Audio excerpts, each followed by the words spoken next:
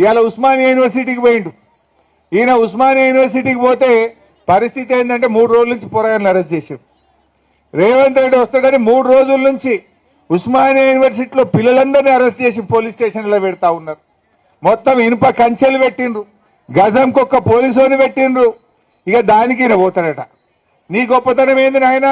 గజంకో పోలీసుని పెట్టి ఇనుప కంచెలు పెట్టి పిల్లల్ని అరెస్ట్ చేసి నువ్వేదో యూనివర్సిటీకి పోయి ఉద్ధరిస్తా అని మాట్లాడుతున్నావు. అది కూడా దేనికోసం పోతున్నావు? వెనకట మా సబితక్క పోయి కొబ్బరికాయ కొడితే ఆ బిల్డింగ్ తయారైతే దాన్ని రిబ్బన్ కత్తిరీనికి పోతున్నావు. నువ్వు కొత్తగా ఇచ్చింది లేదు, కొత్తగా కట్టింది లేదు, కొత్తగా మంజూరు చేసింది లేదు. ఆనాడు సబితక్క పైసలు శాంక్షన్ చేసి పోయి కొబ్బరికాయ కొడితే బిల్డింగ్ తయారైతే దాన్ని రిబ్బన్ కత్తిరీనికి పోయిండు రేవంత్ రెడ్డి. ఇక నేనేందో ఉస్మానియాకు ఏమో చేసింది అంట. నువ్వు చేసింది ఏమున్నది?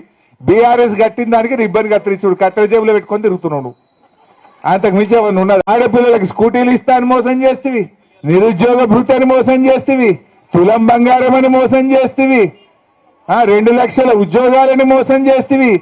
ఏది ఏవైతేవి ఇంకేందో ఎగబెట్టినాను ఉస్మానియా యూనివర్సిటీకి పోలీసులను పెట్టుకొని రాబట్టివి. దమ్ముంటే గన్మెన్లు లేకుండా పోలీసులు లేకుండా ఒక్కడివిరా ఉస్మానియా యూనివర్సిటీకి. వెనకట